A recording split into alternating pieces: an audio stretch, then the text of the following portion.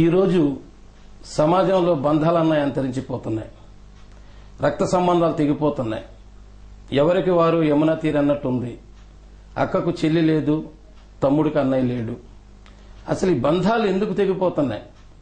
ఏ విధంగా ఈ బంధాలని సక్రమమైన మార్గంలో నడిపించాలంటే ఎటువంటి సలహాలు తీసుకోవాలా అనే ఈ బంధం కార్యక్రమంలో కాంగ్రెస్ పార్టీ నాయకులు మాజీ కౌన్సిలర్ శ్రీ దొడ్డ అశోక్ గారు వారు సతీమణితో ఈ రోజు బంధం కార్యక్రమం నిర్వహిస్తున్నాం. నమస్కారం అమ్మా.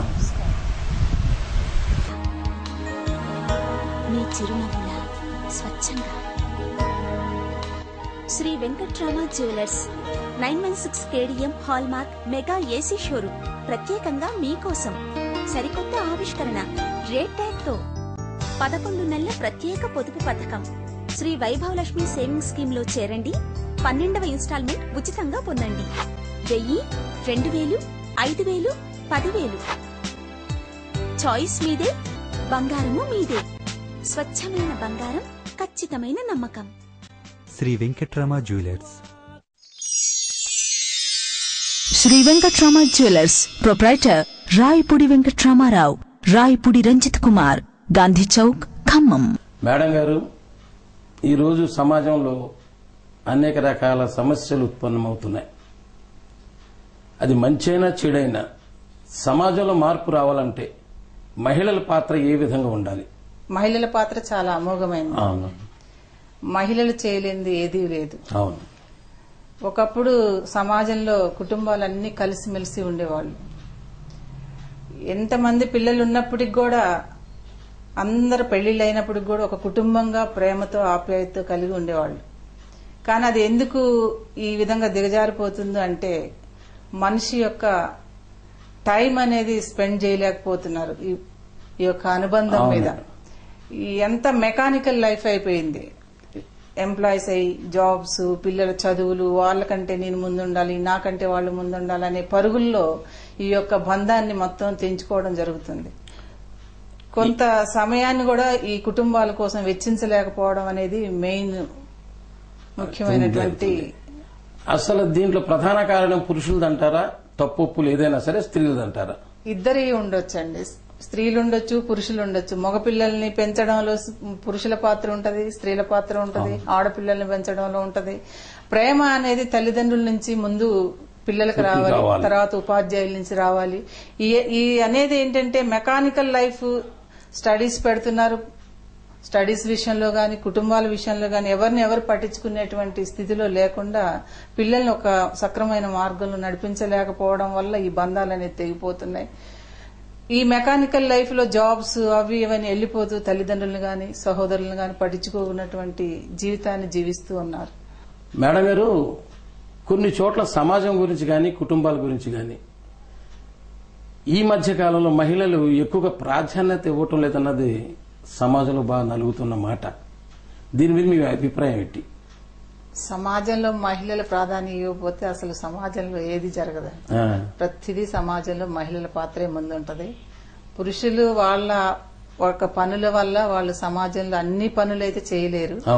మహిళలు ప్రతి ఇంటి విషయంలో గాని, అన్ని కుటుంబ పరంగా గాని, కుటుంబం ఐక్యతగా ఉండాలంటే మెయిన్ మహిళలే. అంటే ఈ మాట ఎక్కువగా భార్యాభర్తలు ఉద్యోగాలు చేస్తున్న దాంట్లో వస్తుంది ఈ సమస్య. అది అవగాహన లోపం. అంతేనంటారా? అవగాహన లోపమే. రైట్ సార్, ఈరోజు మహిళలు గుమ్మం దాటి బయటికి వెళ్లాలంటే భయపడే స్టేజీ. అరాచకాలు ఎలాగుంటున్నాయో మీ రాజకీయ నాయకులకు తెలియని కావు. ఇప్పుడు సమాజంలో మహిళలు స్వచ్ఛందంగా హ్యాపీగా బయటికి వెళ్లి ఇంటికి తిరిగి రావాలంటే ప్రభుత్వం ఏ పరంగా చర్యలు తీసుకోవాలి, అధికారులు ఏ విధంగా ఉండాలి, అలాగే రాజకీయ నాయకుల ప్రోత్సాహం ఎలాగ ఉండాలి అన్నది మేము అడుగుతున్నాం. దీనికి మీ భావన ఏంటో చెప్పండి. సార్, ఇది మీరు అడిగిన క్వశ్చన్కి చాలా పెద్ద సమాధానం ఉన్నది దీంట్లో.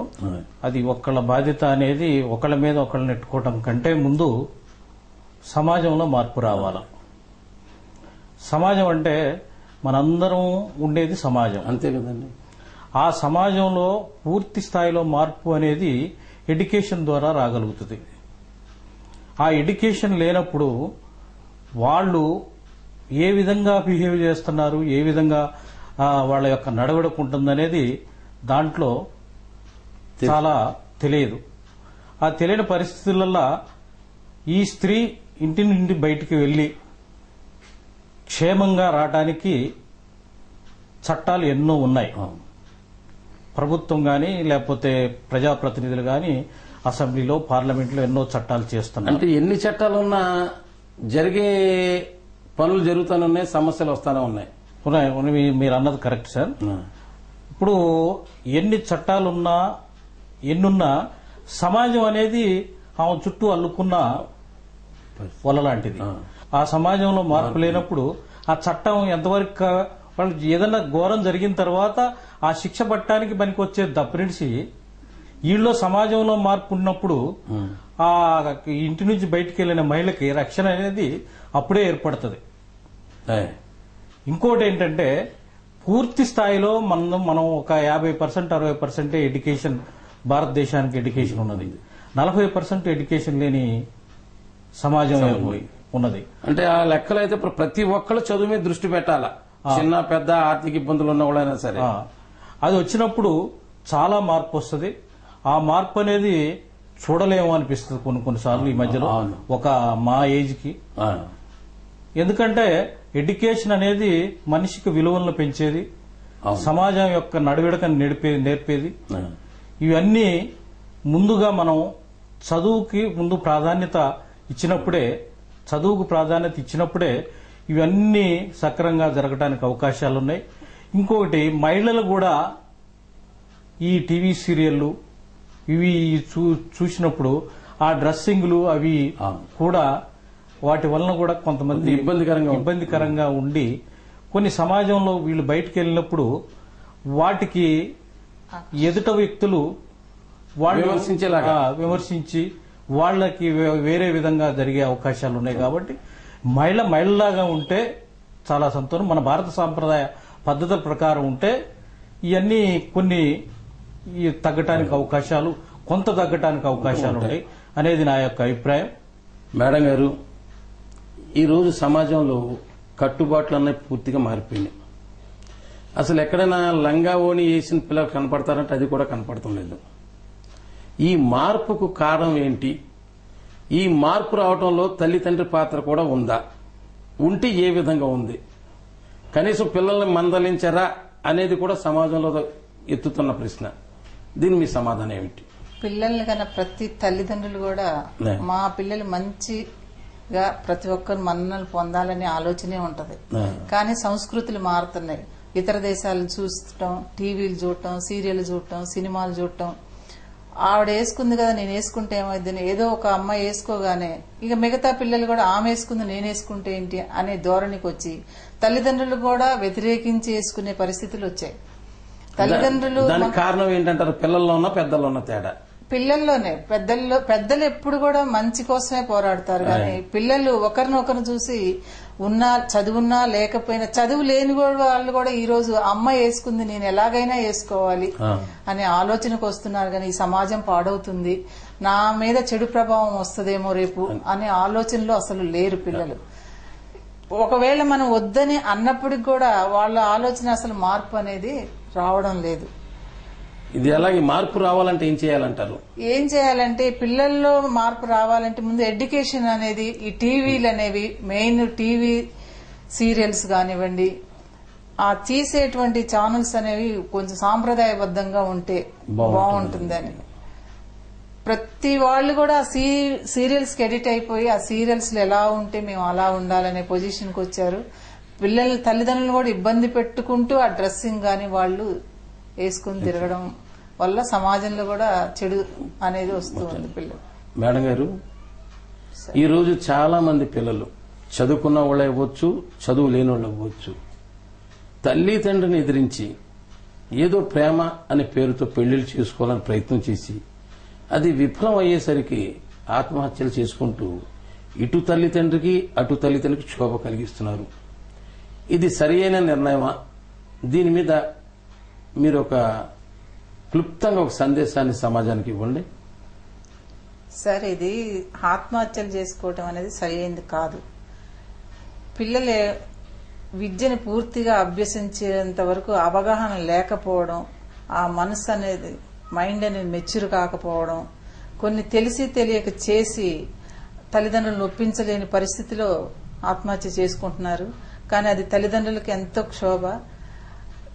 కొన్ని వివాహాలు చేసుకున్న వాళ్ళు కొంచెం మైండ్ మెచ్యూర్ అయ్యి మంచి ఎడ్యుకేషన్లో ఉండి వాళ్ళ రేంజ్లో చేసుకుని వాళ్ళు కొంచెం సెటిల్ అవుతున్నారు. కానీ అది ప్రోత్సహించడం కాదు. ఒకప్పుడు పెద్దలు చేసినటువంటి వివాహాలే ఒక 90%, 95% కూడా సమాజంలో మంచి స్థితికి ఆ కుటుంబాలు వాళ్ళ వెనక ఉన్నటువంటి ఫ్యామిలీలందరూ కూడా మంచిగా ఉంటున్నారు. ఇప్పుడు ఏంటంటే తెలిసి తెలియక ఒకళ్ళ ఎడ్యుకేషన్లో క్లాసులో కానివ్వండి, సమాజంలో కానివ్వండి, ఈ పిల్లలు కూడా మగ పిల్లలు కూడా ఆడపిల్లల్ని బాగా వేధించటం, చేసుకోపోతే నిన్ను చంపుతా, లేకపోతే నేను చనిపోతా, ఇలాంటివన్నీ వాళ్ళని ప్రేరేపించి తల్లిదండ్రులకు దూరం చేసి వాళ్ళ ఆత్మహత్యలకు గురి చేస్తున్నారు. అటువంటివన్నీ తల్లిదండ్రులకు క్షోభే. పిల్లల్ని కానీ మనం ఏదో ఒక పెద్ద ఉన్నత స్థితిలో చూడాలని తల్లిదండ్రులు ఆశిస్తారు. కానీ చివరికి ఈ ప్రేమ అనే పేరుతో వాళ్ళు మరణాలు దగ్గర తెచ్చుకుంటున్నారు. మొన్న ఈ మధ్య కాలంలో ఢిల్లీలో చూసినటువంటి అయితే ఆ అమ్మాయి ఎంతో పేదవాళ్ళు చక్కగా చదివించారు. ఆ అమ్మాయికి ఇష్టం లేకపోయినప్పటికి కూడా మరణానికి దారితీశారు. అటువంటి వాటిని సమాజం ఏంటంటే సోదర భావం మెయిన్. వివాహాలు తల్లిదండ్రులు చేసే వరకు మనం చదువుకోవాలనే ఆలోచన విద్యార్థుల్లో వచ్చినప్పుడు ఇలాంటివి జరగవు. తల్లిదండ్రులు కూడా క్షోభకు గురి కాకుండా ఉంటారని నా యొక్క అభిప్రాయం అండి. మేడం గారు, ఈ విషయంలో అబ్బాయిల పాత్ర ఎక్కువ, అమ్మాయిల పాత్ర ఎక్కువ అన్నది నేను విమర్శించను. కానీ చాలా మటుకు అమ్మాయిలు కూడా ఈ ప్రేమ అనే దాన్ని ప్రోత్సహించి కొంతమంది మగపిల్లల్ని ఇంటి నుంచి వెళ్లిపోయి స్టేజ్ చేస్తున్నారు. ఏదైనా కుర్రోడు వినకపోతే పోలీస్ కేసులు, బంధువులు వెళ్లి తిట్టడం కొట్టడం కూడా జరుగుతున్నాయి. దీనిపై మీ అభిప్రాయం ఏంటి? తల్లిదండ్రులకు అబ్బాయిలు ఉంటారు, అమ్మాయిలు ఉంటారు. ప్రతి తల్లిదండ్రులకి అబ్బాయిలు ఉంటారు, అమ్మాయిలు ఉంటారు. అదే పిల్లలు అనేది ప్రేమ అనేది తల్లిదండ్రులకు ఉంటుంది. కాదు అని కాదు కానీ అబ్బాయిల పాత్ర ఉంటది, అమ్మాయిల పాత్ర ఉంటది, ఉండదు అనేది కాదు. కానీ వాళ్లలో కలిగినప్పుడు తల్లిదండ్రులను కూడా ఆలోచించాలి, బంధువులను ఆలోచించాలి, వాళ్ళ ఫ్యామిలీలను ఆలోచించాలి, రిలేషన్ ఆలోచించాలి. రేపు మనం ముందు జాగ్రత్తగా ఎలా ఉండాలి, ఏంటి మన అనేది ఆలోచించినప్పుడు ఇలాంటి సమస్యలు అసలు ఉండవు. పెద్దల మాట విన్నప్పుడు కొంచెం బాగుంటదేమని నా యొక్క ఆలోచన. విద్యార్థులు చదివించాలి, కో ఎడ్యుకేషన్లు ఉన్నాయి, అన్నీ ఉన్నాయి. చదువుతున్నారు కానీ దాన్ని అవగాహన చేసుకుని ఒకరినొకరు అర్థం చేసుకుని మన పెద్దలను కూడా అంగీకరింపజేయాలి. ఇందులో మంచి ఉందా చెడుందా తెలుసుకోవాలి. మనం 100 years ఈ ఫ్యామిలీలో ఉండాలి అనేది విద్యార్థులు అవగాహన చేసుకుంటే అబ్బాయిలు అమ్మాయిలు అనేది వేరు కాదు. తల్లిదండ్రులకు అబ్బాయిలు ఉంటారు, అమ్మాయిలు ఉంటారు. అబ్బాయి చెడిపోయినా అమ్మాయి చెడిపోయినా తల్లిదండ్రులు బాధపడుతూనే ఉంటారు. అలాంటి జరగకుండా సమాజంలో అరికట్టాల్సిన బాధ్యత తల్లిదండ్రులకు ఉంది, సమాజానికి ఉంది. ఆత్మహత్యలు అనేది మానవుడికి జీవితాన్ని దేవుడు ప్రసాదించినప్పుడు దాన్ని మధ్యలో ముగించుకోవటం అనేది అది మంచి తప్పు. తల్లిదండ్రుల మేధను గురి చేయడం కూడా మంచి పద్ధతి కాదని నా యొక్క అభిప్రాయం. సార్, ఈ సమాజంలో మహిళల పట్ల వివక్ష ఎక్కువగా కనపడుతుంది. ఈ వివక్ష పోవాలంటే రాజకీయ పార్టీలు ఏ విధమైన చర్యలు తీసుకుంటే బాగుంటుంది? మీ అభిప్రాయం చెప్పండి. ఎక్కువగా చెప్పాలంటే ముందు ఆడపిల్లగా పుట్టగానే తల్లిదండ్రులు ఒక భారంగా భావిస్తున్నారు కొంతమంది. వాళ్ళని ఒక 10th ఇంటర్మీడియట్ వరకు చదివిపీయటం, పెళ్లి చేసేయటం, ఆ బాధ్యతలు వాళ్ళ మీద నుంచి దించేసుకోవటం. అది ముందు తల్లిదండ్రుల దగ్గర నుంచి కొంత మార్పు రావాలి. మార్పు వచ్చిన తర్వాత ప్రభుత్వాలు కూడా ఈ రోజున దగ్గర దాపు ఒక 15-20 years నుంచి మహిళా బిల్లు అని, తర్వాత మహిళా రిజర్వేషన్స్, ఏవి ఉద్యోగాలలో కానీ రాజకీయ రిజర్వేషన్స్ కానీ, ఈ రోజున 50% రిజర్వేషన్ లోకల్ బాడీస్ లో ఇస్తున్నారు. అదే చట్టసభల్లో లేవు. ఆ చట్టసభలల్లో 50% కాకపోతే 33%, 50% తీసుకురాగలిగితే చట్టాలని వాళ్ళు తయారు చేసేటప్పుడు వాళ్ళకు అనుకూలమైన చట్టాలని తయారు చేయడానికి వాళ్ళకి సర్వంగా హక్కులు కలుగుతాయి. ఆ రోజున దాని మీద పూర్తి అవగాహనతోటి వాళ్ళు చట్టాలు తయారు చేయడానికి ముందుంటారనేది నా అభిప్రాయం. ఇంకోటి, ఈ ఎన్ని స్కీమ్స్ మహిళలకి ఏది వచ్చినా వాళ్ళకి పెట్టడం వలన కొంత మహిళల మనోధైర్యాన్ని కలుగజేస్తున్నారు ప్రభుత్వాలు ఈ డాక్రా గ్రూప్స్ కానీ ఇళ్ల పట్టాలు పేదవారికి ఇచ్చే దాంట్లో మహిళల పేరు మీద ఇవ్వటం వీటన్నిట్లలో కొంత పర్లేదు. కానీ ఇంకా చాలా వీక్షణ ఉంది. ఆ వీక్షణ పోవాలంటే ఇంకా ఈ చట్టాలని బలోపేతంగా తయారు చేయడానికి ఈ మహిళా బిల్లు, ఈ ప్రభుత్వ హయాంలోనే మహిళా బిల్లు అయితే వీళ్ల కాళ్ల మీద వీళ్ళు నిలబడటానికి మహిళలు వాళ్ళకి ఆర్థిక స్వాతంత్రాన్ని కలగజేయాలి. ఫస్ట్ ఆర్థిక స్వాతంత్రం అంటే వాళ్ళ కాళ్ల మీద వాళ్ళు నిలబడి వాళ్ళు పైసలు సంపాదించి ఏదో ఉద్యోగం చేసో, వేరే వ్యాపారం చేసో, లేకపోతే మహిళా పరిశ్రామికవేత్తలుగా ఇదిగో వీళ్ళంతా ఈ విధంగా ముందుకెళ్లినప్పుడు వాళ్ళ ఆర్థిక స్వాతంత్రాన్ని పొంది పూర్తి కుటుంబ బాధ్యతల్ని వారు పూర్తిగా కుటుంబంలో ఒక ఆర్థికంగా నిలబడటానికి అవకాశాలు మెరుగ్గా ఉంటాయనేది నా అభిప్రాయం. ఇంకోటి ఏంటంటే మహిళలు ఎక్కువగా నిరక్షరాస్యులై ఉంటున్నారు. దాని నిరక్షరాస్యులైన వాళ్ళని కంపల్సరీ ఎడ్యుకేషన్స్ లో ఎడ్యుకేషన్ అనేది వాళ్ళకు పూర్తిగా కలగజేయాలా. ఏదో ఒక 5వ తరగతో 7వ తరగతో 10వ తరగతి వరకు తీసుకొచ్చి వాళ్ళని ఆపటం కంటే పూర్తిగా ఒక పీజీ వరకు ఒక డిగ్రీ వరకు వాళ్ళు వచ్చినప్పుడు వాళ్ళ యొక్క వాళ్ళ యొక్క మైండ్ మెచ్యూరిటీ కానీ ఈ సమాజంలో ఏం జరుగుతుంది, ఎట్లా మనం పైకెళ్లాలా అనేది వాళ్ళకి ఏర్పడ్డప్పుడు వీటన్నిటిని మనం పోగొట్టడానికి అవకాశాలు ఉంటాయి. ఈరోజు సి ఛానల్ సంబంధించి బంధం అనే కార్యక్రమం ఇంట్లో జరుగుతుంది. ఈ బంధం కార్యక్రమం ఏ విధంగా ఉంది, ఏ విధంగా మీ ఇద్దరు భార్యాభర్త తృప్తినిచ్చింది, అదే సమాజంలో బంధాలు రక్త సంబంధాలు ఎలాగ ఉండాలంటే మీరు ఏ విధమైన ఇద్దరు భార్యాభర్తలు సందేశం ఇస్తారో చెప్పండి. ఈ సి ఛానల్ వారు మా కుటుంబంలోకి వచ్చి ఈ బంధం మీద ఈ రకంగా ప్రోగ్రాం చేయడం మాకు చాలా ఆనందంగా ఉంది. ఈ బంధం అనేది ఈ సమాజంలో గాని కుటుంబాల్లో గాని పెంపొందించుకుంటే అసలు ఎటువంటి ప్రాబ్లమ్స్ రావు అసలు సమాజంలో. ముఖ్యంగా మన కుటుంబంలో మనం బంధాన్ని పెంచుకోవాలి, మన ఇరుగు పొరుగు వారితో పెంచుకోవాలి, సమాజంలో పెంచుకోవాలి.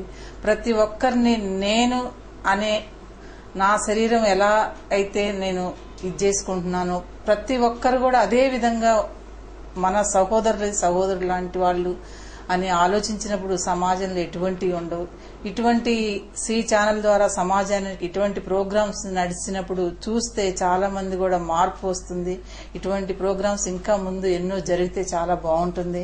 ఈ బంధాలని పెంచడానికి ముందు ఈ టీవీ ఛానల్సే ఎక్కువగా ఉపయోగపడుతున్నాయి. కాబట్టి ప్రతి కుటుంబంలో ఇటువంటి బంధాలు చూసి నేర్చుకునైనా కొంతవరకు సమాజం మారుతుందేమోని నా యొక్క అభిప్రాయం. సార్ మీ సందేశం కూడా ఒకటి ఇవ్వండి. ఈ బంధం ప్రోగ్రాము సంబాన్ నగర్లో నా యొక్క ఇంట్లో జరుపుకోవటం నాకు చాలా సంతోషంగాను, వారికి ముందుగా నేను కృతజ్ఞత తెలియజేస్తున్నాను. బంధం ప్రోగ్రాం కానీ సి ఛానల్కి కానీ వారందరికీ నాకు హృదయపూర్వక కృతజ్ఞతలు తెలియజేస్తున్నాను. ఈ బంధం అంటే కుటుంబానికి బంధం, రక్త సంబంధికులతో బంధం, మన చుట్టుపక్కల వాళ్లతో బంధం, ప్రేమ అనే ఈ 2 అక్షరాలతోటే ఈ బంధం అనేది అంతా ఏర్పడుతుందనేది నా యొక్క ఉద్దేశం. ఈ బంధంలో అన్నదమ్ముల మధ్యలో గాని, అక్కల చెల్లెళ్ల మధ్యలో గాని, కుమార్తెల కొడుకుల మధ్యలో గాని, తల్లిదండ్రుల మధ్యలో గాని ఎలాంటి బంధాన్ని పూర్తిగా పెనవేసుకున్నప్పుడే ఈ బంధం అనేది పూర్తిగా బలపడటానికి అవకాశాలు ఉన్నాయి. బలపడటం అంటే ఏదో చిన్న ఆషామాషిగా కాకుండా వీటిని మనం పూర్తిగా అవగాహన చేసుకొని ముందుకెళ్తే ఈ సమాజం గాని ఈ యొక్క వాతావరణంలో సామాజికంగా మనం ఎదగటానికి అవకాశాలు ఉంటాయని నా అభిప్రాయం. మేడం గారు, ఈ బంధం కార్యక్రమంలో మా సి ఛానల్ ప్రేక్షకులకు తెలపటానికి తెలుసుకోవటానికి మీ జన్మస్థలం ఎక్కడ? తిరుమలాయపాలెం మండలం కొక్కిరేణి గ్రామం. మీ సిస్టర్స్ ఎంతమంది, బ్రదర్స్ ఎంతమంది? Only 2 brothers. మీరేం చదివారు? ఎంఏ బిఈడి ఇప్పుడు ప్రజెంట్ ఉద్యోగం చేస్తున్నారండి? టీచర్ గా చేస్తున్నారు. మీ కుటుంబంలో ఎవరైనా రాజకీయ నాయకులు, రాజకీయ సంబంధాలు, రాజకీయ అనుభవం ఉందా? నా కుటుంబంలో రాజకీయ నాయకులు మా మేనమామలు ఉన్నారు, కానీ మా బ్రదర్స్ అయితే రాజకీయంలో లేరు. మీది ప్రేమ వివాహమా, పెద్దలు కుదిర్చిన ప్రేమ వివాహం. తర్వాత పెద్దలు కుదిర్చారా? మీకు పిల్లలు ఎంతమంది? 2 అమ్మాయిలు. పాపలు ఏం చేస్తున్నారు? చిన్న పాప బీటెక్, పెద్ద పాప ఎంఎస్సి బిఈడి. అల్లుళ్ళు? బాబు చిన్న అల్లుడేమో సాఫ్ట్వేర్, పెద్దలుడు లెక్చరర్, కెమిస్ట్రీ లెక్చరర్. సార్, మీరు మీ దగ్గరికి వచ్చేటప్పటికి మీ జన్మస్థలం ఎక్కడ? జన్మస్థలం ఖమ్మం పట్టణం. మీరు ఎంతవరకు చదివారు? ఎక్కడ చదివారు? నేను డిగ్రీ డిస్కంటిన్యూ చేశాను. నేను SRNB జనరల్ కాలేజ్. మీ బ్రదర్స్ ఎంతమంది, మీ సిస్టర్స్ ఎంతమంది? ఒక సిస్టర్, ఒక నేను. ఇద్దరు మీ తల్లిదండ్రులకి. మీ కుటుంబంలో ఏదైనా రాజకీయ అనుభవం ఉన్న వాళ్ళు వ్యక్తులు కానీ, మీ తండ్రి గారు కానీ, మీ చిన్నాన్న పెద్దనాన్న అటువంటి వాళ్ళు ఎవరు ఉన్నారా? ఎవరు లేరు. మీరు రాజకీయాల్లో రావటానికి గల కారణాలు ఏంటి? అంటే మీరు చదువుకునే వయసు నుంచి రాజకీయాల్లోకి వచ్చారని, చదువు అయిపోయిన తర్వాత? నేను చదువుకునే రోజుల నుంచే రాజకీయాల్లో ఆసక్తి ఉండేది. ఎడ్యుకేషన్ చేసేటప్పుడే నేను స్టూడెంట్ ఆర్గనైజేషన్ లో ఎక్కువగా ఉండేది. ఆ స్టూడెంట్ ఆర్గనైజేషన్ నుండి ఇటు రాజకీయాల వైపు, కాంగ్రెస్ వైపు ఆకర్షితులై కాంగ్రెస్ పార్టీకి వచ్చారు. కాంగ్రెస్ పార్టీలో ఇప్పుడు వరకు గత 33 సంవత్సరాల నుంచి రాజకీయాల్లో నేను చురుగ్గా పాల్గొంటున్నాను. ఒక 15 సంవత్సరాల క్రితం నేను మున్సిపల్ కౌన్సిలర్ గా ఎన్నికయ్యాను. 2 దఫాలు చేశాను. 2 దఫాలు మున్సిపల్ కౌన్సిలర్ గా ఎన్నికయ్యాను. ఈ సంబాన్ నగర్ అనేది ఇది నా యొక్క పరిధిలో నేను ఆ రోజున దాన్ని నామకరణం గాని, ఈ నామకరణం ఇక్కడ కట్టిన కొన్ని కన్స్ట్రక్షన్స్ కానీ అన్ని మీ చేతుల మీద జరిగినాయి. మేడం గారు, మీ భర్త గారు రాజకీయాల్లో ఉన్నారు కదా, మీ ప్రోత్సాహం ఎంతవరకు ఉంది? వారు ఏం చేసినా నేను ప్రోత్సహిస్తూనే ఉంటాను రాజకీయంగా. నేను ఎంప్లాయీగా ఉన్నప్పుడు వారు కూడా నన్ను ప్రోత్సహిస్తూనే ఉన్నారు. నేను ప్రస్తుతం 9th క్లాస్ డిస్కంటిన్యూ అయినప్పుడు వివాహం జరిగింది. అయినప్పటికి కూడా నన్ను ప్రోత్సహించి 10th, ఇంటర్, డిగ్రీ, ఇంటర్మీడియట్ లోనే జాబ్ రావడం జరిగింది. జాబ్ చేసుకుంటూ కూడా, పిల్లల్ని చూసుకుంటూ కూడా ఈ యొక్క ఎడ్యుకేషన్ కూడా ఇప్పటి వరకు కొనసాగిస్తూనే. ప్రస్తుతం మీ బంధం ఎలా ఉంది? మా బంధం చాలా బాగుంది. ఈరోజు ప్రముఖ రాజకీయ నాయకులు, గౌరవనీయులు శ్రీ దొడ్డ అశోక్ గారి ఇంట్లో వాళ్ళు సతీమణి గారితో మా బంధం కార్యక్రమం నిర్వహించాం. మాకు అన్ని విధాలా సహకరించిన ఆ దంపతులకు మేము అభినందనలు తెలుపుకుంటూ, ఈ కార్యక్రమం ఇలాగే మంచి మంచి కార్యక్రమాలు ఇంకా చేయాలని వాళ్ళ ఆశీర్వాదం తీసుకుంటూ మేము సెలవు తీసుకుంటున్నాం. నమస్కారం. ఈ బంధం కార్యక్రమంలో పాల్గొన్న మా దొడ్డ అశోక్ గారి ఫ్యామిలీకి అభినందనలు తెలుపుతూ వైటీవీ తరపు నుంచి ఓ చిన్న గిఫ్ట్ అండి. అదేవిధంగా మేడం గారికి చిరుకూరి షాపింగ్ మాల్ నుంచి ఓ నమస్కారం.